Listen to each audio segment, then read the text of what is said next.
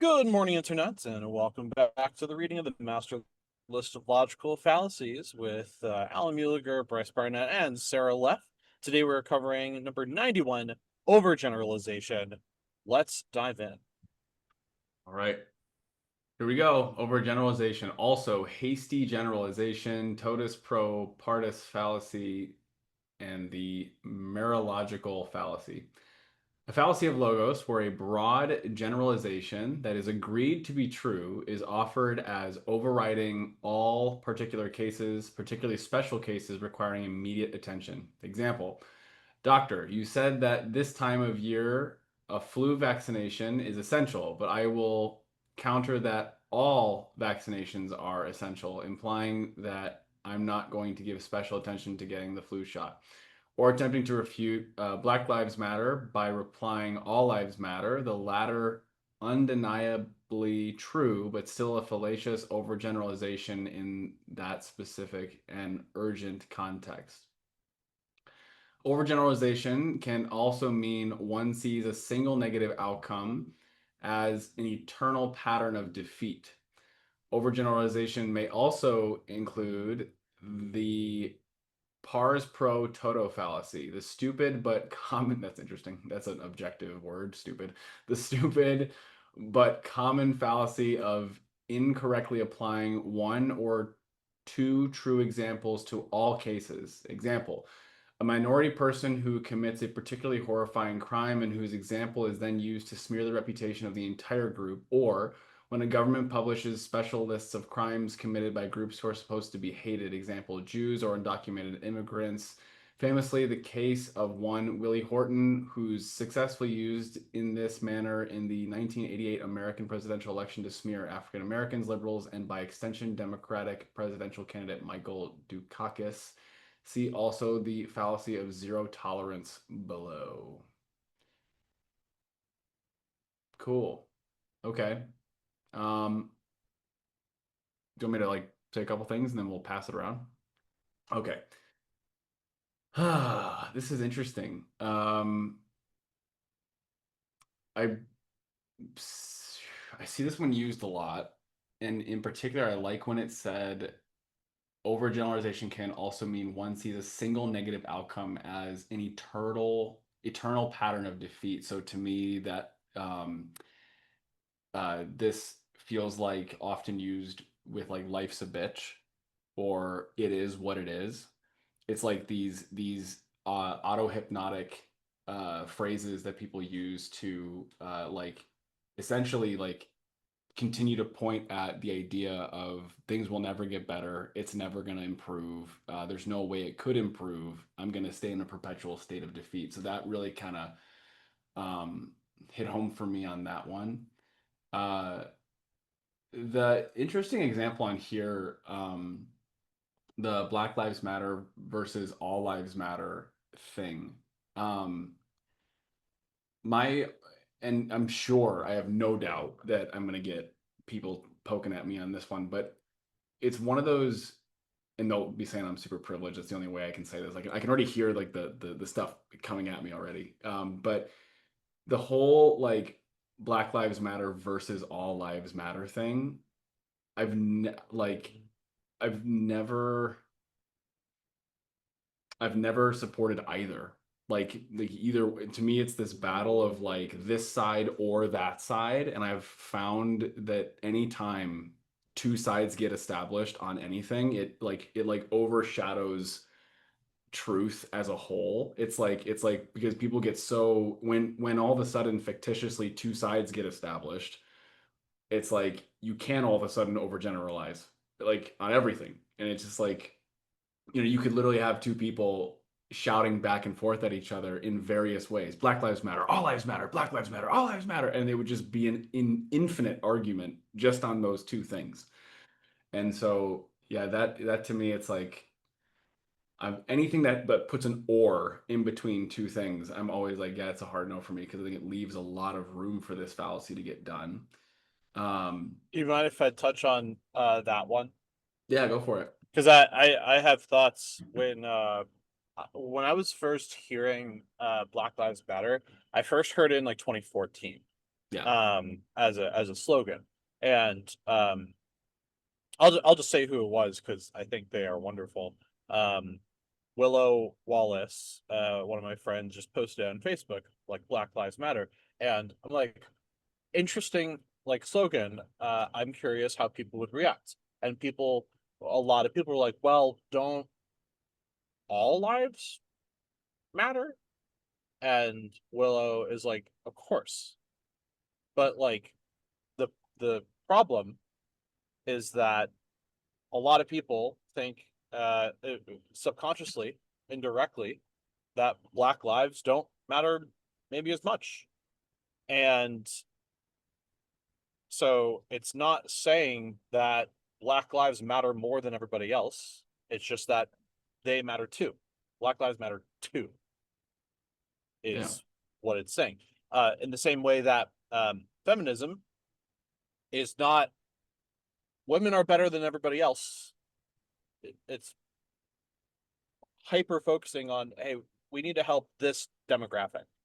Um, and then yeah, that being said, I wasn't really on board with Black Lives Matter until 2020 because the group that I would hear push it more and more in 2015 and 2016 were people that were saying um, that all white people are inherently born racist and need to feel shame for it.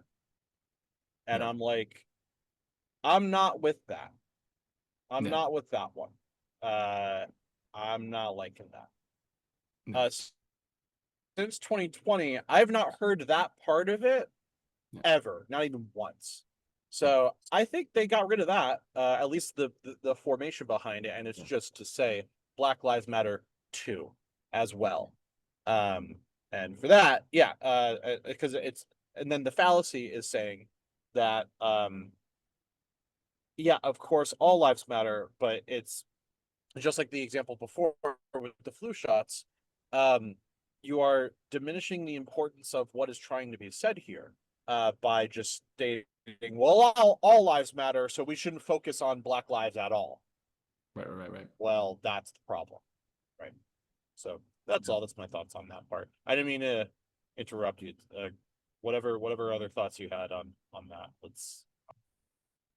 No, you're nailing it. I'm finding often like you bring it right back to the fallacy where I like go on like some other tangent that it's like it doesn't necessarily have to do 100% with the fallacy, but you always bring it right back in. The other one was the pars pro toto fallacy, um, where it was two cases. I I thought feel it like was funny that it was like, this is stupid, and you're like, that's that's objective. And then when I heard the example, I'm like, oh, that is stupid. Absolutely. yeah, to me I feel like just as an overall note, I think there's a lot, and we've discussed this before. There's a lot of overlap with all of this, and I think if there was one opportunity of this list, it would be to simplify it and like combine those that are so close they're basically the same thing. Because I'm like a part of my brain is looking at this list and being like, wait, hang on, how is that different than something we've talked about in the past? They yeah, like they aren't truly different in like structure. You could argue that it's a tree of like different branching paths of like ad hominem could also be this and that, but then ad hominem is also part of this larger fallacy. And like it could all go back to what I think is the first branching one, which would just be a non sequitur. But Yeah, it helps to be more specific to help combat more dangerous fallacies. And that's kind of the whole point of the whole list is yeah, to give really specific examples of these ones are more dangerous. These happen pretty often. yeah. I got that. Yeah, both of the overall, I think my final thoughts on this is that I see a lot of both of these used as reasons why we should either write someone or something off, or reasons why we should hate someone. And that to me is just like, I don't know, that makes me sad. That's all. It's all like I feel like a lot of my commentary is like, this feels like this to me. That makes me sad. But it's just yeah, like to use these as reasons as to why someone they're gonna write another human being off, or write other people off, or write an issue off, or to hate someone else. I think it's just that sucks. Yeah. Um, One that popped into my mind is one that I would see Sarah do. And that is Sarah. It's really fascinating watching her do her gaming channel because she like never played a video game before, and so starting from like super basics to like building up that prerequisite knowledge to play more and more and more challenging games, um, coupled with Sarah's severe depression, uh, is there's been points where I found it fascinating where she would get to a very hard part and she would start to doubt herself, where she would say something like, "This part is so hard, therefore I'm not good enough to play video games and I don't deserve to be able to enjoy this." And it would cause like total shutdown. And I'm like, what fallacy is that? And it's overgeneralization, where if this one thing is happening right now that's hard, doesn't mean um that that is going to be the future. And it's always the opposite. Because as soon as she beats that part, whatever it is, she's like, "Oh, I'm so cool." And like, that's how that goes. Um, yeah, Yeah, I honestly did not know what you were gonna say. When I heard my name, I was like, oh, what is he gonna say? But no, that was a. I didn't think that I was doing that fallacy, but like it kind of makes sense now, hearing the definition of it. Um, hold on, let me look at the. Okay. For the specifically for the pars pro toto fallacy, I have seen this with undocumented immigrants more lately, or recently, where like one person that happens to be in that demographic commits a crime, and now everyone's like, all undocumented immigrants are criminals, and it's like, well, no, like this one person, yes, but like that's generalizing for everybody, and that's not always the case. So that's something that I've noticed. And like Alan said, it does make me sad. Like I feel like a lot of these fallacies, I'm like, I see this and it just makes me feel gross, or like it makes me feel sad that that's the reality. But those are those are my thoughts. there was recently a active shooter at a church with children, and they were trans, and the right wing media immediately started to say, "Oh, maybe it's trans people that cause mass shootings." And it's like, where do I tell you about the other 97% of people that are white cis male that are mass shooters? Like, are we really that stupid that we're trying to draw the blame here? We wanna not have gun control and also blame trans people for anything we can, so trans people cause mass shootings. Fucking crazy. That one's stupid. That one's really bad.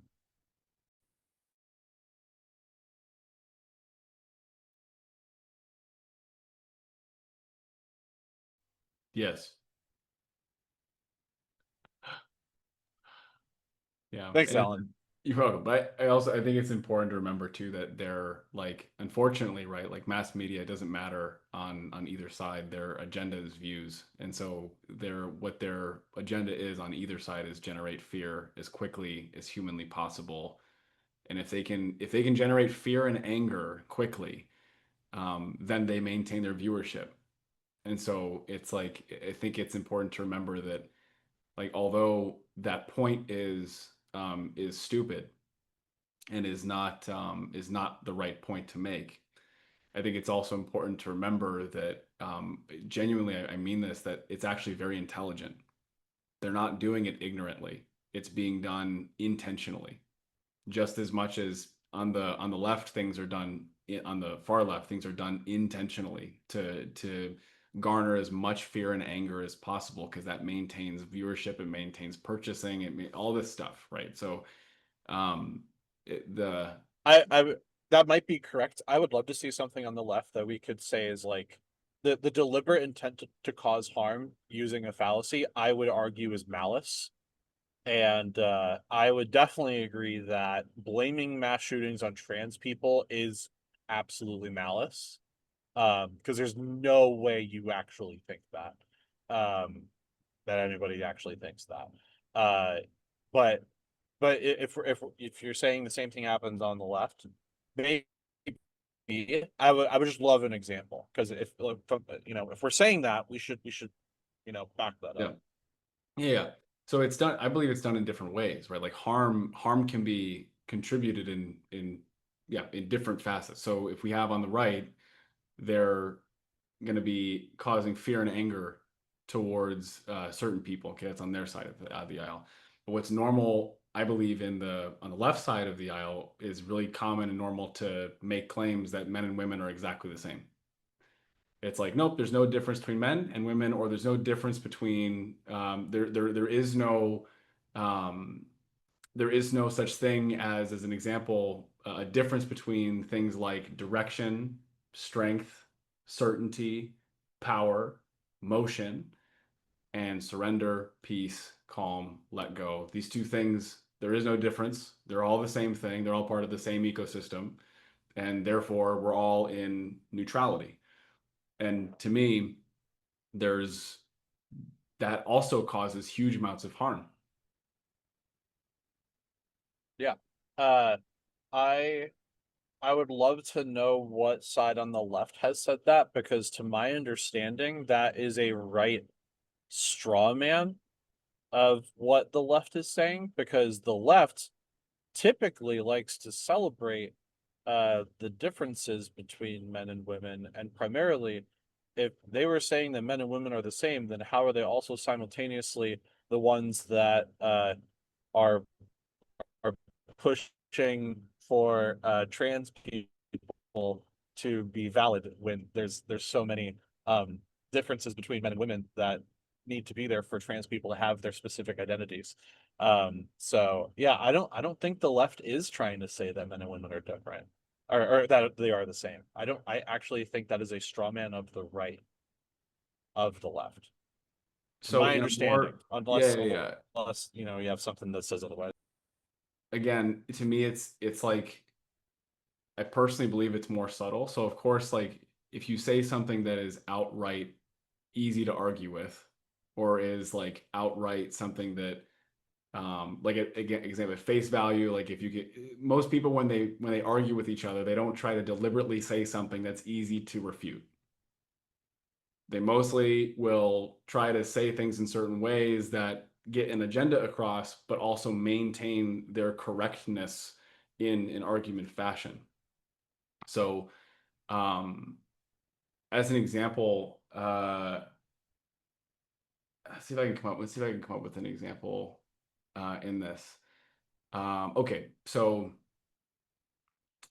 there's a narrative in, I believe personally, and it doesn't mean this is there. I couldn't give you some specific data on this, but I believe a part of the narrative that I've seen on the left side is that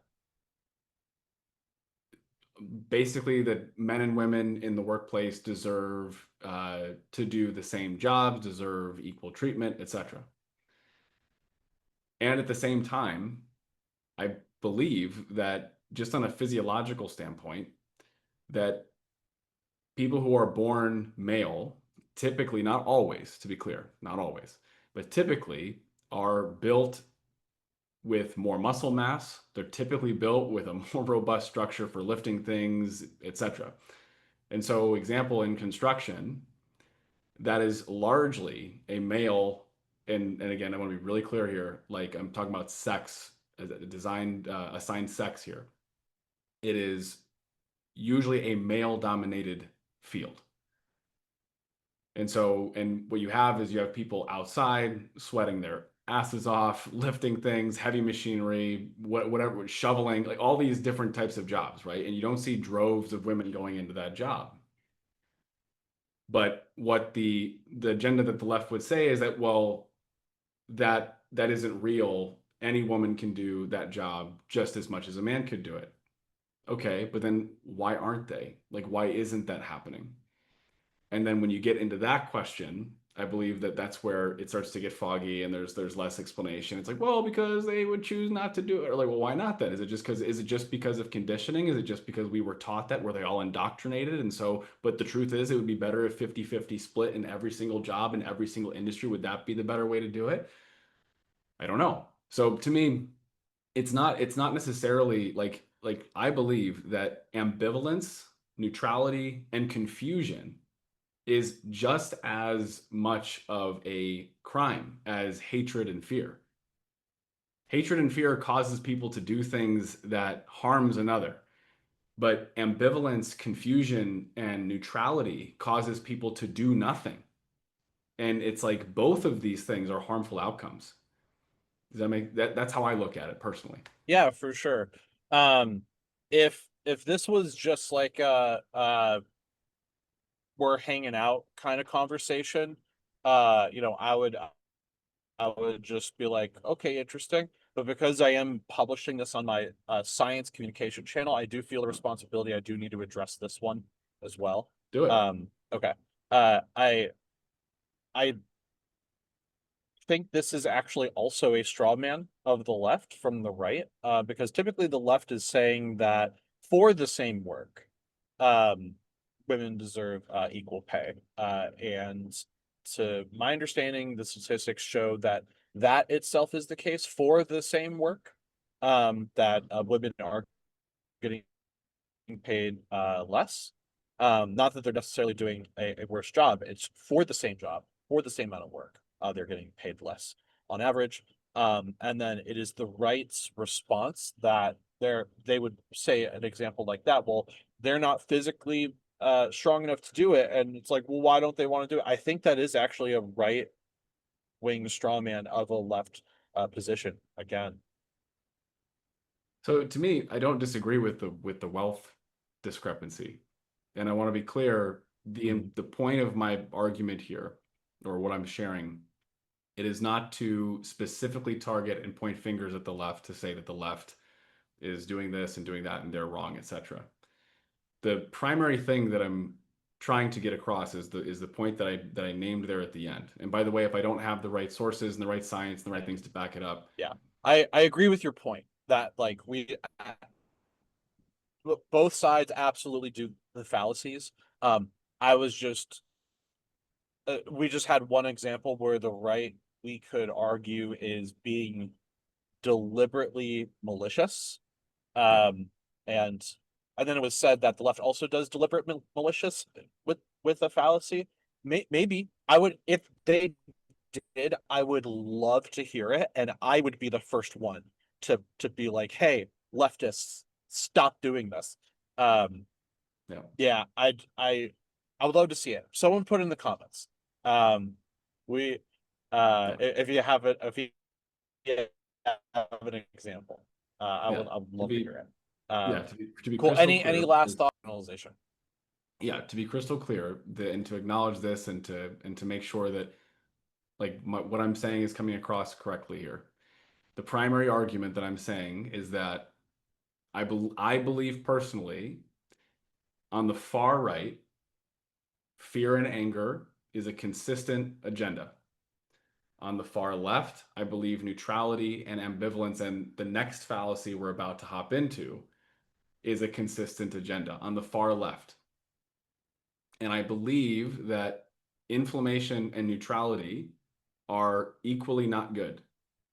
And so to me, and I will be very open and honest in saying and admitting that I don't have data to like a specific thing. I can say, well, this happened in this way on this date in this thing. I don't have that. And so what I am saying in this moment is my, we'll call it gut feeling, which is not evidence. It's just my opinion of the thing based off observation. So I submit that.